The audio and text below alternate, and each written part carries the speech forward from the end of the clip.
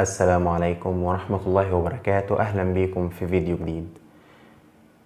إن شاء الله النهاردة هنتكلم عن الأدوات اللي هتحتاجوها في كلية زراعة، وهوريكم بطاقتين لطلاب زراعة. أول بطاقة هتظهر معانا قدامكم على الشاشة.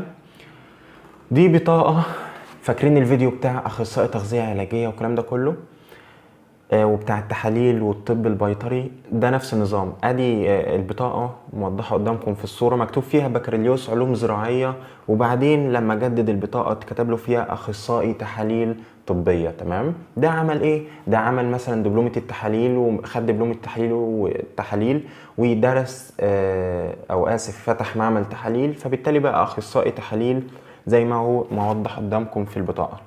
الصورة اللي بعدها دي صورة بطاقة لمهندسة زراعية، مكتوب فيها مهندسة زراعية، إذا خريج زراعة بيبقى مهندس زراعي. تمام.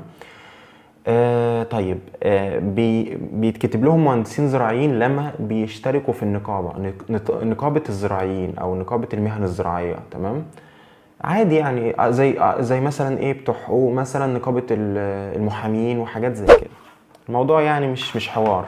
طيب، الصورة دي أول صورة معانا في أدوات كلية زراعة، والبوكس ده اسمه البوكس. تمام. أو التول بوكس، بيبقى جواه الأدوات بتاع كل يعني إيه، أي حاجة ممكن تتخيلها في إنك أنت هتستخدمها في الكلية هتلاقيها موجودة جوه الصندوق الصغير ده. هو كله بيبقى حجمه قد كده. تمام. بيبقى جواه تقريبا أدوات التشريح. هنشوف الصور قدامنا كده اللي هتبقى جوه الصندوق إن شاء الله. ودي صورة كمان للبوكس من فوق. وخدوا بالكم من الحاجات اللي هي الازاز اللي فوق ده او الفتحات دي، ده بيبقى كل فتحة مثلا بيبقى بيتحط فيها حاجة معينة بيبقى لها استخدامها. وده اسمه على ما اتذكر الرول. تمام. او رول السحاحة، بيبقى طويل كده بيتلبس على الكتف زي مسطرة الهندسة. طيب، وبيبقى جواه السحاحة والمصة. اوريكم كل حاجة ان شاء الله. طيب، ادي صورة تانية ليه. تمام. مع السحاحة والمصة.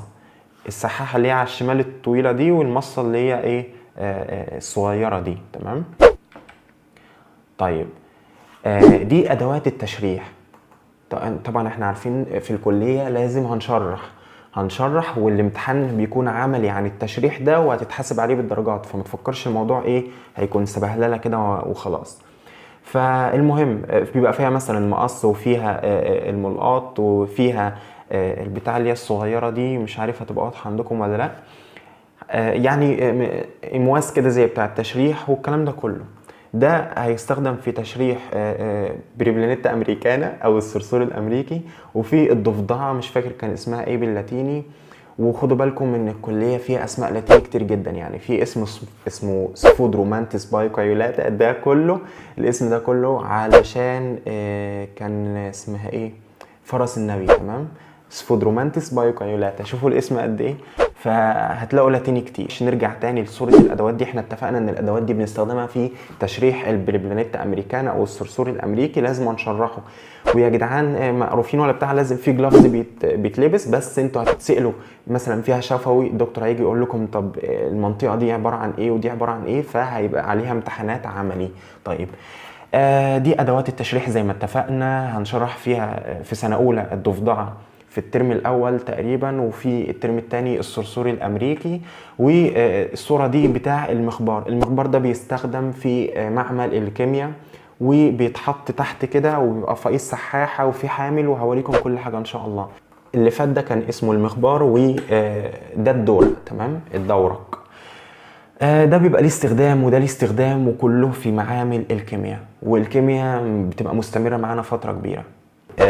الصور دي التست تيوب. تمام. او انابيب الاختبار. انابيب الاختبار دي بتكون عبارة عن، وليكن دي انابيب فاضية زي ما هو موضح قدامكم في الصورة.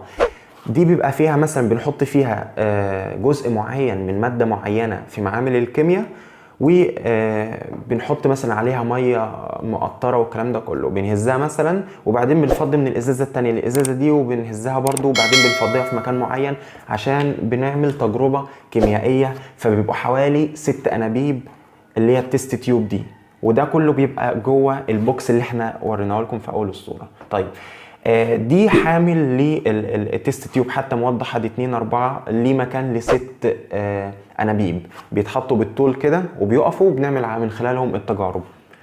دي صورة جميلة جدا للاختبار اهو. في الاخر مثلا كل طبعا لون من الالوان دي بيعبر عن حاجة معينة، احنا بنبقى لازم نوصل للدرجة دي في معامل الكيمياء، والحاجة دي بتبقى ناتج انك بتمزج حاجات ببعضها بتؤدي في النهاية للتجربة دي. والتجارب برضو بيبقى فيها امتحانات عملي وبتتحاسب عليها، وساعات ممكن يدوك سكيمة وممكن ما يدوكش سكيمة. طيب السكيمة دي بتبقى عبارة عن ايه؟ عبارة عن ورقة كده مثلا مخطط بيسهل عليك انك تعمل التجربة، وممكن ما يدوش سكيمة، انتوا حظكم بقى. طيب دي صورة تانية لحاجتين مع بعض. الماسك اللي هو بيمسك التست تيوب، عشان التست تيوب ساعات فيه تجارب بتحتاج تسخين، فبالتالي انت مش هتقدر تمسك الانبوبه بايدك. في لهب بنزل مثلا او لهب، وبقى فيه كده حاجه كده بتسخن الميه وبتحطوا فيها التست تيوب او انابيب الاختبار، فبتعمل غليان، فبالتالي مش هنقدر نمسك الانبوبه دي عشان ناخد السائل اللي فيها او المحلول اللي فيها ونفضيه في منطقه تانية. فاللي ماسك الانبوبه ده ماسك تست تيوب، تمام؟ او لو ليه اي اسم تاني مش مهم، المهم دينا عرفنا استخدامه. طيب دي حاجة تانية شبه ايه، مش عارف اسمها ايه دي، ولا مصة تقريبا، وليكن ده H2SO4 مركز، تمام؟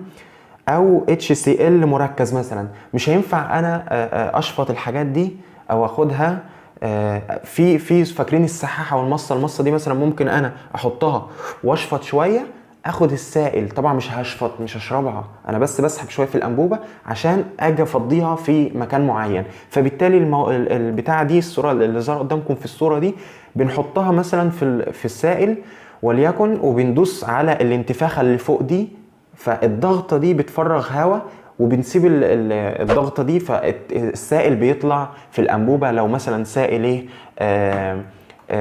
ولو محلول مثلا ضار جدا وممكن لا قدر الله يسمم الانسان. ممكن يكون لها استخدام تاني، بس انا قلت لكم على الاستخدام ايه اللي انا اعرفه. طيب دي فرشة بس طالع عينها طالع عين ابوها. الفرشة دي بتبقى طبعا شكلها شيك، بنحطها في التست تيوب، ننضفها بعد التجارب. بعد التجربة مثلا ممكن يبقى فيه اي معلق في التست تيوب، فبالتالي بنحط الانبوبة فيها، او بنحط الفرشة دي فيها ونلفها بننضفها، تمام؟ وادي الماسك اللي وريته لكم في الصور اللي فاتت، اللي هو كان ماسك بيها التست تيوب. ودي طبعا فوطه كلنا عارفينها بننضف بيها الادوات بعد ما نخلص. بصوا بقى يا جدعان، ادي الصوره دي برضو. الصوره دي عباره عن، لو لاحظتوا تحت كده هتلاقوا ان في صوره محطوط فيها الدورق، وفي صوره محطوط فيها المخبار، ودي المصه او اسف دي السحاحه زي ما اتفقنا. واللي ماسك السحاحه دي بيبقى مثلا ايه، حامل سحاحه، والسحاحه دي بتفضي في الدورق، والدورق بيكون فيه محلول معين، وبنعمل عمليه تقطير او تنقيط من السحاحه للدورق، وبيظهر مثلا اخف لون وردي، بيبقى ليه تجارب معينه. مش هصدعكم بالموضوع ده دلوقتي، ان شاء الله ما تخشوا الكليه هتعرفوا كل حاجه. دي صوره لبريفلينيت امريكانا او الصرصور الامريكي اللي هيتشرح، ومش مش هاخد فيه كلام كتير. ودي الضفدعه طبعا وهتتشرح برضو، جت بقى صاحيه، جت متخدره، جت ميته، متبنجه، ملناش فيه. المهم انكم انتوا هتشرحوها وتعرفوا هل الضفدعه دي مذكره ولا مؤنثه، والدكتور هيجي هيقول لكم. اصل انا بضحك، افتكرت حاجه، يعني افتكرت، مش عارف الدكتور لما جه يسالني ساعتها في عضو معين في الضفدعه، انا قلت له مثلا وليكن بيقول لي شاور لي على الكيبورد، انا قلت له اهو. طب يا صلاة النبي، انت بشاور له على الكمبيوتر كله بالكيسه، مش عارف بالكيبورد بالشاشه بكله. فبقول له مثلا بيقول لي مثلا شاور لي على اي حاجه في الضفدعه، عشان مش محضر حاجه دلوقتي. فانا شاورت له على عضو جوه، ان انا مثلا عملت له بايدي على ما اتذكر على الضفدعه كلها. وبعدين بقى عشان يديني مثلا اي درجه ولا حاجه، فرحت مشاور له على جزء معين او العضو اللي هو ويا رب يكون صح، انا قلت صح، تمام.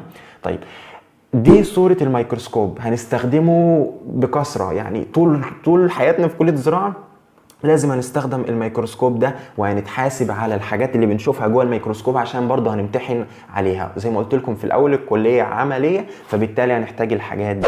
طيب معلش، حاجة نسيت اقولها يا شباب. بالنسبة للميكروسكوب احنا هنستخدمه في الحشرات، تمام؟ ان احنا نشوف الحشرات بشكل كبير، وكمان هنستخدمه في اجزاء النبات. طيب هنستخدمه ازاي؟ هو هيدونا حوالي سيكشن او سيكشنين على ما اعتقد، هيشرحوا لنا الميكروسكوب بالتفصيل. ده المسرح، دي العدسة، ده مش عارف الضابط، ده كذا، بحيث نقدر نستخدمه بطريقة صحيحة عشان ان شاء الله يكمل معانا برضو في يعني تقريبا في سكاشن كتير وفي طول السنين تقريبا، لانه جزء مهم جدا من المنهج برضو. طيب الميكروسكوب زي ما انتم شايفين، دي صورة تانية للميكروسكوب. في ورقة شجر كده صغيرة، ده بنعمل لها فحص للورقة دي، بنشوف فيها. طب ايه اللي بنشوفه جوه الميكروسكوب؟ بنشوف بقى والله مثلا لو الورقة دي مصابة بحاجة معينة، بنشوف الإصابة دي. الميكروسكوب بيوضح الصورة جدا جدا جدا، وهتتحاسبوا على الحاجات اللي بتشوفوها في الميكروسكوب، سواء هترسموها او هتبصوا في الميكروسكوب يوم الامتحان ان شاء الله، وتعرفوا ايه اللي انتوا شفتوه ده، وايه المسبب ليه، وايه الاعراض اللي بتظهر، وده عبارة عن ايه اصلا، مرض ايه وكده. تمام. طيب يا شباب، بما اننا باصين لسه في الميكروسكوب، مش شرط على فكرة تكون الصورة واضحة جدا زي ما انا ما قلت. دي انا اتلخبطت، انا اقصد اقول مثلا ايه، هتتحاسبوا على اللي بتشوفوه، لان بيجي في الامتحان ممكن الميكروسكوب يكون فيه الصورة جاهزة وانتوا تشوفوا اللي جوه الميكروسكوب ده عبارة عن ايه، وتكتبوه والمسبب ليه وكل الحاجات دي. اما او بيدوكم مثلا ورقة معينة انتوا بتشرحوها وبتحطوها في الميكروسكوب وبتفحصوها، وده طبعا حصل معايا. فالصورة ممكن ما تكونش واضحة، فبالتالي انتوا ركزوا في الصورة اللي بتشوفوها واحفظوها كويس، واعرفوا ايه اللي تميزوا بيها كل صورة، عشان ان شاء الله لما تيجي في الامتحان تبقوا عارفين ايه ده بالظبط. وتقريبا كل شغلكم هيكون على عدسة 10. تمام، عدسة 10. والحاجات دي ما تحطوهاش في الحسبان خالص، لان ان شاء الله يشرحوا لكم كل حاجة. بس الاستخدام كاستخدام ان شاء الله احنا هنستخدم عدسة 10. تمام. والعدسة وفي عدسة تانية مش عارف 20 تقريبا او 5، وفي العدسة الزيتية. بس اعرفوا ان احنا هنستخدم عدسة 10 ان شاء الله، لان زي ما انتوا شايفين الميكروسكوب فيه 3 عدسات زي ما انتوا شايفين. فممكن حد منكم ان شاء الله يعني ما يجي يفحص يتلخبط ويكون جايب عدسة غير عدسة 10. فان شاء الله الكلام ده يتشرح لكم، ما حدش يركز دلوقتي يعني، بس كل عدسة وليها استخدامها طبعا. كمل يا ابني، يلا شوف كنت بتقول ايه. طيب دي السلايدز او الشرايح اللي بتيجي مع الميكروسكوب، او اسف اللي بتيجي برضو مع الادوات. هما كلهم يعني اديكم شايفين دستة شرايح كاملة تكفيك طول السنة. السلايدز دي بنحطها، نرجع تاني للصورة اللي قبلها. زي ما انتم شايفين الميكروسكوب عليه سلايدز صغيرة كده او شريحة زجاجية وعليها ورق. فالشريحة الزجاجية دي معرفش بتبقى جايه مع البوكس ولا لا، بس لو ما جاتش يعني بتبقى اكيد سعرها مش غالي وبتكفي طول السنه. ممكن مثلا نقول، مش عايز ادي سعر، بس هي بتبقى حاجات رخيصه جدا على فكره. يعني وليكن البوكس كله بالبلطو على ما اتذكر كان ب 170 جنيه. فالموضوع مش غالي. هتجيبوه منين؟ في الاسر في الكليه في حاجه اسمها اسر. زي ايه اسر؟ يعني اسر بيبقى طلاب بيجمعوا بعضهم وبيعملوا اسره، او بيبقى في اسره في الكليه، حاجات انتوا ان شاء الله ما تخشوا الكليه هتعرفوها. فبيبيعوا يعني الاسر دول بيبيعوا الحاجات دي، او ممكن انتوا تشتروها من بره الكليه. تمام. فالشريحه بيبقى عليها كفر كده صغنن بيغطيها، عشان وليكن ايه. طيب دي شريحه مثلا زجاجيه، فانا حطيت عليها العينه عشان ما تطرش او ايه ما تتلوثش ولا حاجه. بحط عليها نقطه وليكن ميه، وبحط عليها ايه بتاع صغيره كده برضو، بيبقى ايه كفر صغير عليها عشان العينه ما تطرش. والكفر اهو تمام. الكفر طبعا السلايدز اللي هي الكبيره دي او الشريحه، والصغير ده بيبقى كفر بيتحط على الشريحه او على العينه عشان ما تطرش، طيب، او عشان ما تتلوثش. وطبعا ده الجلافز او الجواندي، ده بنستخدمه او عادي اللي عايز يا جدعان، اللي عايز يجيبه يجيبه، اللي مش عايز يجيبه ما يجيبوش. وفي حاجات كتيره اصلا مش هنحتاجها ان شاء الله.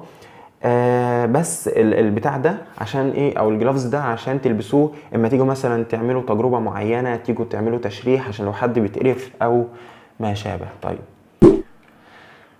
كده الصور خلصت معانا.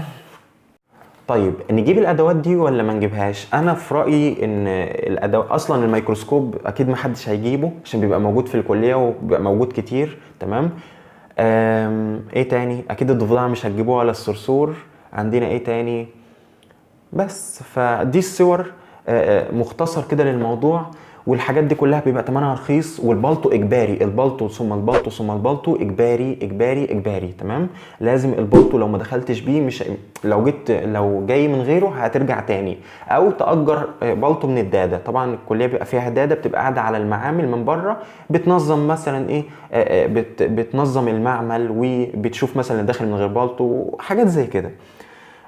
بس ده كان فيديو كده بسيط، وانا اسف ان كنت اتأخرت عن ان انا اعمل فيديو زي ده، ولكن معلش اعذروني، والسلام عليكم ورحمة الله وبركاته.